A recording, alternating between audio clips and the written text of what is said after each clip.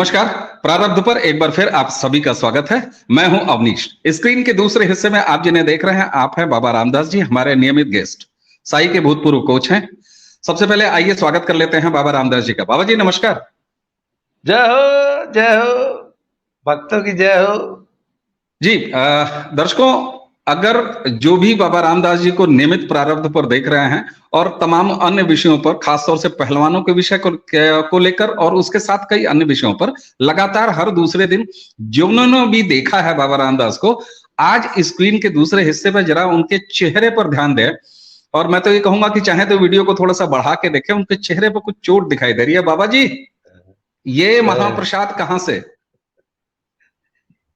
ये मैं आगरा से दिल्ली आया अपनी बुलेट से, तो दिल्ली ने स्वागत किया कि मैं दिल्ली की सड़कों पे कीचड़ था जो कि ऊपर की पपड़ी सूख गई थी और एकदम सुनसान पड़ी थी। मतलब बस अड्डे के सामने वाली सड़क जिस पे यूं तिल रखने की जगह नहीं होती, वो एकदम सुनसान पड़ी थी। तो मुझे लोगों ने बताया कि शायद इधर से निकल जाओ, चारों तरफ पानी भरा हुआ था, एक सड़क जी। सूखी थी। मैं उस पे चल रहा था तो पता लगा कि ऊपर जो पपड़ी सूखी दिख रही है उसके नीचे एकदम भयंकर कीचड़ है उस पे। और बुलेट का एक रूल है, बर्फ पे, पानी पे, रेत पे, बजरी पे और कीचड़ में अगर आपने ब्रेक को छुआ तो ये स्लिप करेंगी। तो स्लिप कर गई, 1 महीने में दूसरा एक्सीडेंट। बिल्कुल। और दर्शकों, इसके पहले बता दें कि बाबा जी की टक्कर इसी महीने में एक ऊंटनी के साथ हुआ। हालांकि ये उसको बरगलाते हैं और बार बार ये कहते हैं कि नहीं साहब वो ऊंट था, लेकिन विश्वस्त सूत्रों से हमें ये पता है कि वो ऊंटनी से इनकी टक्कर हुई थी और एक बार फिर वो सड़क पर बिखरे थे। और बहरहाल इस बार जो है वो दिल्ली के सुल्तान, जिन्होंने झीलों की नगरी बनाने का एक महा योजना तैयार किया है दिल्ली के लिए, उनकी सड़क पर यानी दिल्ली की सड़क पर बाबा जी रपट गए। बहरहाल हमें उम्मीद है कि बहुत जल्दी आप स्वास्थ्य लाभ करेंगे और ये सूजा हुआ लाल चेहरा आपका बहुत जल्दी ही बैक टू नॉर्मल होगा। दर्शकों, एक बार फिर बाबा जी को देख के हमारे कई दर्शक अंदाजा लगाने लगते हैं कि जरूर कहीं ना कहीं कुश्ती का नया अखाड़ा या तो सज गया है या अखाड़े में कुछ नया हो गया है। बिल्कुल बाबा जी, ये हंगरी बुडापेस्ट में जो वर्ल्ड रैंकिंग सीरीज थी, वहां से 2 खबरें हैं। एक खबर थोड़ी सी दुखी करने वाली है देश को, और दूसरी ने तो खुशियों से दामन भर दिया है। पहली खबर यह है कि 55 किलो वेट में विनेश फोगाट, जिनका कि वर्ल्ड रैंकिंग में खेलना था, उनको कुल 11 प्रतिभागी थे, उसमें इनका ड्रा नंबर N90 था, लेकिन इनको फूड पॉइजनिंग हो गई और इन्होंने नाम वापस ले लिया। दूसरा, जो संगीता फोगाट जी ने ब्रॉन्ज मेडल जीता है उसी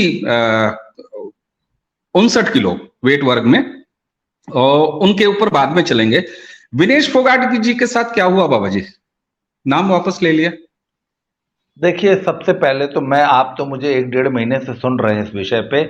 जब इन्होंने वर्ल्ड रैंकिंग सीरीज में पार्टिसिपेट करने के लिए नाम भेजा था और जब टॉप्स ने, साई ने, खेल मंत्रालय ने इनका नाम अप्रूव किया था, मैंने तभी ऑब्जेक्शन किया था कि मैंने कहा ये क्या है, ये क्यों हो रहा है। एक तरफ तो वो लड़की कह रही है कि मैं अनफिट हूं, मैं एशियन गेम्स की ट्रायल दे नहीं सकती, मेरी ट्रायल अगस्त में अलग से लो। और तुम यहां 13 जुलाई को जो है हंगरी बुडापेस्ट में जो वर्ल्ड रैंकिंग सीरीज खेल रही हो, अनफिट आदमी कैसे वर्ल्ड सीरीज खेल लेगा। खैर साहब, इन्होंने अपना दौरा अप्रूव करा लिया भारत सरकार के खर्चे में 5 लोगों के साथ। अपने साथ अपनी छोटी बहन बजरंग की पत्नी को एज ए स्पैरिंग पार्टनर ले गई सरकारी खर्चे पे। वहां पे जाके पहले नाम सिर्फ विनेश फोगाट का अप्रूव हुआ था, तो पता नहीं कब में संगीता का भी नाम अप्रूव करा लिया, जबकि वो मेरे हिसाब से सोनीपत डिस्ट्रिक्ट में उसका मेडल नहीं आएगा। संगीता की जो आज की पोजीशन है ना, उसका हरियाणा स्टेट में गोल्ड नहीं आ सकता। या हरियाणा स्टेट में गोल्ड से बड़ी बात होती है, डिस्ट्रिक्ट में। क्या इन्होंने वर्ल्ड रैंकिंग सीरीज में अपना नाम अप्रूव करा लिया। तो विनेश 53 किलो की पहलवान है और 53 किलो ओलंपिक कैटेगरी है। इन्होंने अपना नाम 53 किलो से हटा के 55 किलो में लिखा लिया, जो कि बेहद शर्मनाक है। ये वही बात है कि मैराडोना और पेले अपना नाम वर्ल्ड कप से हटा के स्कूल नेशनल में लिखा लें। है ना। हम्म। ओलंपिक चैंपियन, वर्ल्ड चैंपियन पहलवान 53 किलो से नाम कटा के 55 किलो में कर ले रहा है। 53 किलो में जो है 25 लड़कियां थी, वर्ल्ड की टॉप की लड़कियां पार्टिसिपेट कर रही हैं, और 55 किलो में सिर्फ 6 थी। 8 ने नाम लिखाया था, 10 ने नाम लिखाया था, उसमें से भी 2 ने वापस ले लिया। जैसे इन्होंने वापस लिया है ना, और भी कईयों ने वापस ले लिया। तो 55 किलो नकली वेट कैटेगरी थी, जिसका पार्टिसिपेशन नकली था, उसमें सब नकली पहलवान पार्टिसिपेट कर रहे थे। असली वेट कैटेगरी 53 किलो है। उसी तरह 59 किलो की एक नकली वेट कैटेगरी थी, उसमें जो शुरुआती रैंक जो एंट्रीज थी उसमें 8 लड़कियों के नाम थे, बाद में उसमें से भी 2 ने नाम वापस ले लिया। तो सिर्फ 6 लड़कियां संगीता फोगाट के साथ लड़ी हैं वो रैंकिंग सीरीज। उसमें भी वो पहली कुश्ती 10-0 से हार गई। और जैसे कि मैंने बताया कि उसमें सारी लड़कियां ही नकली थी, क्योंकि वो भी नॉन ओलंपिक वेट कैटेगरी है संगीता फोगाट वाली, जिसमें सिर्फ 6 लड़कियां लड़ रही थी। ओलंपिक वेट कैटेगरी में 25 लड़ रही हैं। तो साहब ये पहली कुश्ती हार गई। फिर रिपीचर्स राउंड में इन्होंने एक कुश्ती हंगरी वाली को हरा लिया, उसमें भी दबी जुबान में कई आरोप हैं, क्योंकि ये वो जिसको हराया है वो हंगरी की लड़की है, और संगीता की बहन विनेश का हंगरी में बहुत अच्छा जुगाड़ है। वो हंगरी वाला इनका कोच जो वालोर रकॉस था वो वहीं बुडापेस्ट का ही है ना, वहां पे। और वो ये लड़की भी जो है ऐसी कोई ऐसी काम चलाऊ सी थी पहलवान, उससे सेटिंग करा के ये कुश्ती, ऐसा बताया गया है। अब आरोप है, अब कितनी सच्चाई है कुछ नहीं, कि वो ये इस कुश्ती में भी फिक्सिंग, ये कुश्ती दिला दी गई है इनको कि चलो इज्जत बची रह जाएगी, इसलिए ब्रॉन्ज मेडल आ गया है। इसलिए मैं कहता हूं नकली प्रतियोगिता के नकली वेट कैटेगरी में नकली पहलवान का नकली मेडल। इसलिए मैंने जो थंबनेल बनाया है उसमें यही लिखा है कि संगीता फोगाट एक नकली टूर्नामेंट के नकली वेट कैटेगरी में एक नकली पहलवान को हरा के एक नकली ब्रॉन्ज मेडल जीत लाई है। ये कहानी है। ठीक है। अच्छा बाबा जी, विनेश फोगाट की अगर बात की जाए, विनेश फोगाट लगभग 1 साल से कोई कुश्ती की प्रतियोगिता नहीं लड़ा उन्होंने, ना रेगुलर प्रैक्टिस में थी, क्योंकि पिछले 1 साल से तो वो आंदोलन कर रही हैं, धरने दे रही हैं। तो उसके बावजूद इनका बुडापेस्ट में जाना, अच्छा इसको भेजा गया है सरकार के खर्चे से, खेल मंत्रालय ने इसको अप्रूव किया है, एडहॉक कमेटी ने इनको भेजने का नाम इनका चयन किया है। तो आखिर इस तरीके से जाके इतने दिनों वहां रह के, और दूसरी चीज ये सरकारी खर्चे की तो बात करूंगा ही, यहां पर एशियन गेम्स के ट्रायल को अवॉइड करके, तो इसको कहते हैं ना कि आपने जैसे किसी को कहीं से बंबई से दिल्ली जाना है और उसकी अनिवार्यता है और नैतिक रूप से उसको बंबई से दिल्ली जाना चाहिए, ऐसी उम्मीद की जाती है उससे, तो वो सबसे पहले ट्रेन के लिए रेलवे स्टेशन जाए और वहां लेट पहुंचे न जाए, वहां से वो एयरपोर्ट जाए, एयरपोर्ट में भी वो बोर्डिंग न करे, तो और अंततः वो ये कहे कि साहब हम नहीं आ सके, दोनों जगह तकनीकी कारण। तो एक तरफ आप बुडापेस्ट गई, हंगरी गई, वहां आपने रैंकिंग सीरीज में जो घालमेल आपने बताया वो बताया, अंत समय में आपने नाम वापस लिया। कहा जा रहा है कि 14 तारीख को ये नाम वापस ले लिया, लेकिन देश को तो आज पता चल रहा है 16 तारीख को, या कहिए 15 तारीख की देर रात को पता चल रहा है। दूसरी तरफ यहाँ पर आप जो एशियन गेम्स है उसके ट्रायल देने की भी आप जरूरत नहीं समझ रही है, यहाँ भी आप मौजूद रहेंगी, नहीं रहेंगी, ऐसा उम्मीद है पूरी तरीके से। तो आखिर देश के संसाधनों का कुश्ती के इस निजी हित साधन में उपयोग जिस तरीके से किया जा रहा है, उस पर क्या कहेंगे? ये बहुत शर्मनाक है।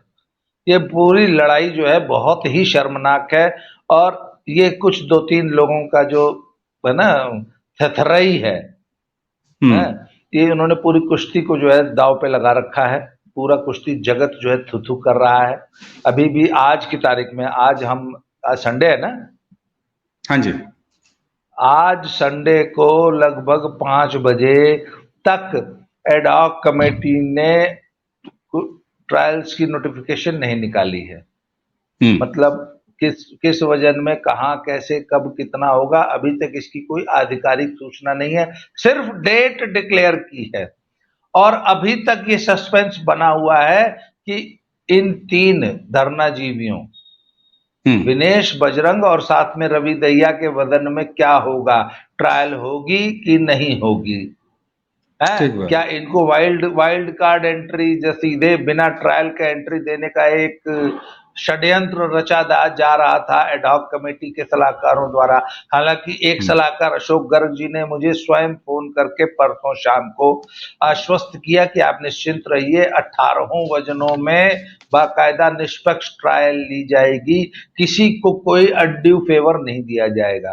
तो हम भी साहब उसी का इंतजार कर रहे हैं कि जिसको लड़ना है ट्रायल देने आएगा और लड़ेगा। ठीक बात। हम किसी को अन्याय नहीं होने देंगे।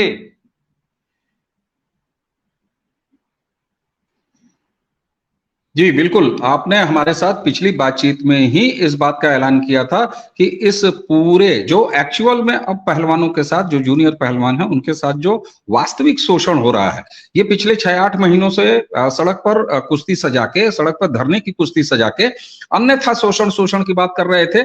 लेकिन ठीक है, जो इनके आरोप थे उसका संज्ञान लिया, वो मामला कोर्ट में है, इसलिए हमारा आपका उस पर बहुत ज्यादा बात करना बनता नहीं है।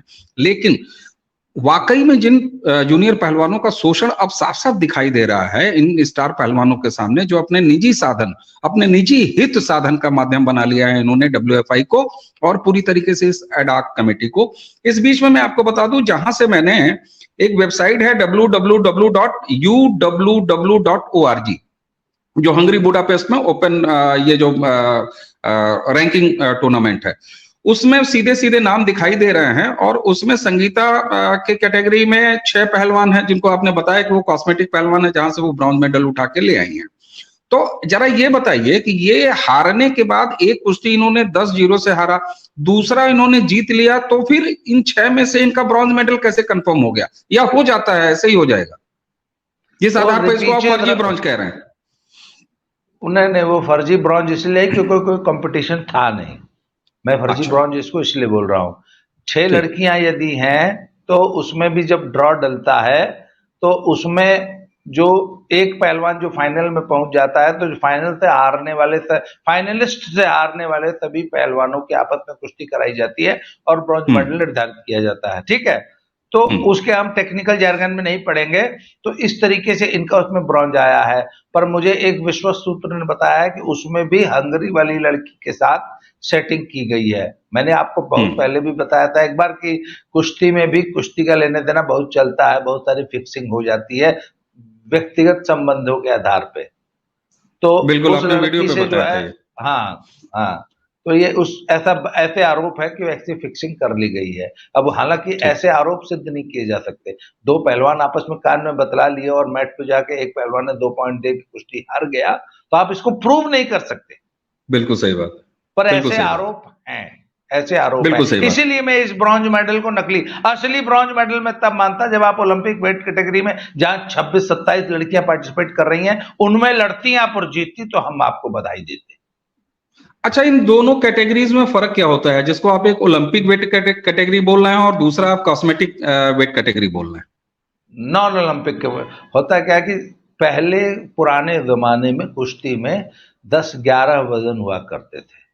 फिर आज से करीब 10 साल 12 साल पहले इंटरनेशनल ओलंपिक कमेटी को लगा कि कुश्ती के कुछ गेम ऐसे हैं, सॉरी ओलंपिक्स के कुछ गेम ऐसे हैं जिसकी ऑडियंस वैल्यू थोड़ी सी कम है, जिनमें एक आपको याद होगा हॉकी भी थी।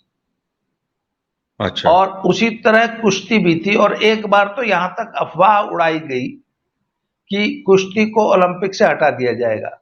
फिर लोगों ने बहुत बवाल मचाया कि अरे भैया, कुछ मदर स्पोर्ट्स होती है ना, मनुष्य जब पैदा हुआ तब से मल्लयुद्ध करता आ रहा है, इसीलिए कुश्ती, दौड़ भाग, उछल कूद को मदर स्पोर्ट्स कहा जाता है कि ये सभी स्पोर्ट्स की जननी है ना। ठीक बात। मनुष्य पैदा होता है तो छोटे 2 साल के बच्चे भी आपस में जो है भिड़ जाते हैं। कुश्ती का वो स्वरूप है, इसलिए कुश्ती जैसी मदर स्पोर्ट्स को आप ओलंपिक से कैसे हटा सकते? ठीक बात। तो फिर आईओसी ने उन दिनों फिला हुआ करती थी, फेडरेशन इंटरनेशनल ऑफ लूते, मीन्स फ्रेंच में कुश्ती को लूते बोला जाता है, तो FILA, फेडरेशन इंटरनेशनल लूते एमेच्योर, तो उसको नाम बदल के फिर यूनाइटेड वर्ल्ड रेसलिंग इंग्लिश में किया गया। तो उन दिनों फिला होती थी, तो फिला को बताया गया कि एक तो अपने कार्यक्रम को थोड़ा छोटा कीजिए, हैं कि 10-10 वेट कैटेगरी, 30 वेट कैटेगरी में इतना लंबा टूर्नामेंट कराते हैं आप लोग, तो फिर 10 वेट कैटेगरी से कम करके 6 वेट कैटेगरी की गई। अच्छा। पहले पुराने जमाने में 48 किलो, 52 किलो, 57 किलो, 62, 68, 74, 82, 90, 100 और सुपर हैवी वेट कैटेगरीज होती थी। फिर क्या हुआ कि 48 और 52 खत्म करके सीधे 55 की गई, फिर 55 को भी 57 बना गया, फिर सीधे 65, 57 के बाद सीधे 65 आ गई। तो जितने गेम्स होते हैं उसमें सिर्फ 6 वेट कैटेगरी होती है। अच्छा। पर बाद में उनको फिला को महसूस हुआ कि सिर्फ 6 वेट कैटेगरी से हम सभी बच्चों के साथ न्याय नहीं कर पाते, तो उन्होंने 2 स्तरीय टूर्नामेंट व्यवस्था बना दी कि गेम्स में तो सिर्फ 6 वजन होंगे, तो जितने भी गेम्स हैं, एशियन गेम्स है ना, कॉमनवेल्थ गेम्स, ओलंपिक गेम्स, तो गेम्स में 6 वजन कराती है फिला, परंतु जितनी चैंपियनशिप्स हैं उसमें सारे वजन, उसमें 10 या 11 वजन कराती है, तो 4 वजन एक्स्ट्रा हो जाते हैं ना। तो ओलंपिक कैटेगरी के अलावा जो 4 या 5 नॉन ओलंपिक कैटेगरीज हैं, अब उनका महत्व नेचुरली कम हो जाता है, क्योंकि जो ओलंपिक वेट कैटेगरी उसका वजन ज्यादा रहेगा। तो 53 किलो विनेश वाली, हाँ, शायद यही वजह है कि जो ओलंपिक कैटेगरी थी उसमें पहलवान भी ज्यादा हैं और निश्चित रूप से वो स्तरीय पहलवान होंगे, और जो नॉन ओलंपिक कैटेगरी है उसमें संख्या पहलवानों की कम थी और निश्चित रूप से वो उस स्तर के पहलवान नहीं रहे। अच्छा, दोयम दर्जे के पहलवान। ठीक बात है, ठीक बात है। फिर भी एक बात तो कही जाएगी कि मेडल है, चाहे कहीं से भी आए, उनके नाम संगीता फोगाट के नाम एक ब्रॉन्ज मेडल है। हालांकि आपने उसकी पूरी तकनीकी और खेल के स्तर की सच्चाई आपने बता दी, ये भी अपनी जगह है। हम विनेश फोगाट के अच्छे स्वास्थ्य की भी कामना करते हैं, उनकी ट्रेनिंग भी अभी बहुत सारी बाकी है ना, तो उनको हो सकता है कि सीधे वाइल्ड कार्ड एंट्री भी मिल जाए एशियन गेम्स में। जी, अब देखिए ना, कंपटीशन का फर्क होता है। अब वर्ल्ड कप जो होता है क्रिकेट का, उसकी टीम अलग है, और वही एशियन गेम्स में जो क्रिकेट खेला जा रहा है उसकी जो टीम बनाई गई है उसमें एक भी हमारी नेशनल टीम का खिलाड़ी नहीं है। इसका मतलब बी टीम को एशियन गेम्स में खेलने भेजा गया ना। इस पे बड़ा बवाल हो रहा है, आपने भी सुना होगा, उनको घटिया टीम या दोयम दर्जे की टीम या बी टीम बोला जा रहा है देश की, है ना। जी। यही स्तर का अंतर होता है। ठीक बात। वर्ल्ड कप में हमेशा टॉप की टीम जाएगी। बिल्कुल। अब आते हैं ट्रायल के सामने, आप बिल्कुल एक तरह से नैतिक धरना, जिसको आपने सत्य का आग्रह यानी सत्याग्रह शब्द भी उसी से बना है, उसके लिए आपने बिल्कुल ठान लिया है कि जूनियर पहलवानों के साथ आप कोई अन्याय नहीं होने देंगे। 22-23 तारीख को जो भी ट्रायल होगा आप उसकी प्रतीक्षा कर रहे हैं, और आपने खुद भी ये जानकारी दी है, और हमारी जानकारी के हिसाब से हम अपने दर्शकों को बता दें कि आप इस समय दिल्ली हैं, और जब तक ये ट्रायल नहीं हो जाएंगे तब तक आप दिल्ली में ही रहने वाले हैं। आपकी आगे की रणनीति क्या है, और आपको जूनियर पहलवान या बाकी कुश्ती जगत के लोग, कोचेज, भूतपूर्व पहलवान, उनका किस तरीके से सहयोग मिल रहा है? अभी तक हमको आधिकारिक सूचना तो एडॉक कमेटी से कोई मिली नहीं है कि ट्रायल कैसे कराई जाएगी, पर जो कयास हैं, जो अखबारों में खबरें हैं, उसमें जैसे अशोक गर्ग ने स्वयं मुझे फोन करके बताया, अशोक गर्ग जी एडॉक कमेटी के एडवाइजर हैं, उन्होंने मुझे स्वयं फोन करके बताया कि मैं आपको आश्वासन देता हूं कि सभी 18 वजनों में निष्पक्ष ट्रायल होगी जी। किसी को वाइल्ड कार्ड एंट्री या किसी को भी बिना ट्रायल के एशियन गेम्स और वर्ल्ड चैंपियनशिप में नहीं भेजा जाएगा। तो यदि हम अशोक गर्ग के आश्वासन पे जाएं तो सब ठीक है, परंतु अभी बाजवा साहब की तरफ से, एडॉक कमेटी की तरफ से या आईओए की तरफ से कोई आधिकारिक घोषणा, आधिकारिक चिट्ठी रिलीज नहीं हुई है। इसलिए हम सब हाथ पे हाथ रख के और उंगलियां, मतलब वी आर वरीड कि क्या होगा, होने वाला है, और हम किसी भी इवेंचुअलिटी के लिए तैयार बैठे हैं। अगर हमको कोर्ट से में रिट दायर करनी पड़ी, हम उसके लिए भी तैयार बैठे हैं। और भैया दुनिया का सबसे बड़ा हथियार तो सत्याग्रह है। यदि हमको कहीं से भी कोई रिलीफ नहीं मिला तो पहलवानों ने ये ठान लिया है, मेरी बहुत सैकड़ों जूनियर पहलवानों से बात हो गई है और मैं अपने वीडियो के माध्यम से भी ये कह रहा हूं कि अन्याय बर्दाश्त मत करो। मैं सभी पहलवानों, उनके कोचेस और उनके अभिभावकों, पेरेंट्स को ये बार बार कह रहा हूं कि अन्याय को बर्दाश्त मत कीजिए। यदि एडॉक कमेटी आपके साथ अन्याय करती है और जूनियर पहलवानों को साइडलाइन करके इन अनफिट सीनियर्स को, देखिए इनकी पोजीशन क्या है ये तो पता लग गई ना। ठीक बात। इन्होंने अपना पोल तो इनका इस वर्ल्ड रैंकिंग सीरीज में खुल गया। बिल्कुल। अब इसके बावजूद आप इनको जो है वाइल्ड कार्ड एंट्री दे रहे हो, जिनमें एक कुश्ती लड़ने का मादा नहीं है। तो अगर ऐसे में आप इन नकली पहलवानों को एशियन गेम्स में भेजते हैं, हमारे जूनियर पहलवानों का हक मार के, तो हम ये अन्याय बर्दाश्त नहीं करेंगे और उसी हॉल में, उसी मैट पर 22-23 तारीख को सत्याग्रह होगा, पूर्णतया शांतिपूर्ण। गांधी जी के रास्ते पर हम लोग सत्याग्रह करेंगे। ठीक बात। इसीलिए मैंने ज्यादा से ज्यादा पेरेंट्स को, कोचेस को और पहलवानों से आह्वान किया है कि 22 और 23 तारीख को दिल्ली पहुंचिए। ठीक बात। आपने निश्चित रूप से जमीन पे ये लड़ाई छेड़ दी है। आपने 22-23 तारीख को तमाम जूनियर पहलवान, उनके पेरेंट्स और कुश्ती जगत के जो भी शुभचिंतक हैं उनका आह्वान किया है। आपने ये भी बताया कि आपके सामने कोर्ट का भी रास्ता खुला है, आपके सामने सत्याग्रह का भी रास्ता खुला है। तो इसके लिए पहले तो प्रारब्ध के इस मंच से हमारे सभी दर्शकों की तरफ से आपको और आपके इस अभियान को बहुत बहुत शुभकामनाएं। ईश्वर करे कि असली जो शोषण हो रहा है भारतीय कुश्ती जगत के जूनियर और उदयमान पहलवानों का, उसको आप न्याय दिला सकें। ऐसी कामना के साथ मुझे लगता है कि दर्शकों, आज के इस 2 एपिसोड जो कुश्ती के थे, विनेश फोगाट से संगीता फोगाट, इन दोनों का, और उसके साथ ही ये जो जूनियर पहलवानों के साथ हो रहा शोषण है, इस अन्याय के खिलाफ जो एक मुहिम छेड़ी है साई के भूतपूर्व कोच अजय सिंह जी ने, बाबा रामदास जी ने, इनके इन पूरे प्रयास की न सिर्फ सराहना की जानी चाहिए, बल्कि ये होती है कुश्ती जगत में किसी शोषण के खिलाफ असली लड़ाई। तो उम्मीद करते हैं कि आप सभी को इस कुश्ती के बारे में अपडेट मिल गया होगा। तो आइए देते हैं बाबा रामदास जी को इसी के साथ धन्यवाद। बाबा जी, आपने हमें समय दिया, आपका बहुत बहुत धन्यवाद। और इसी के साथ दर्शकों, आप सभी को नमस्कार जी।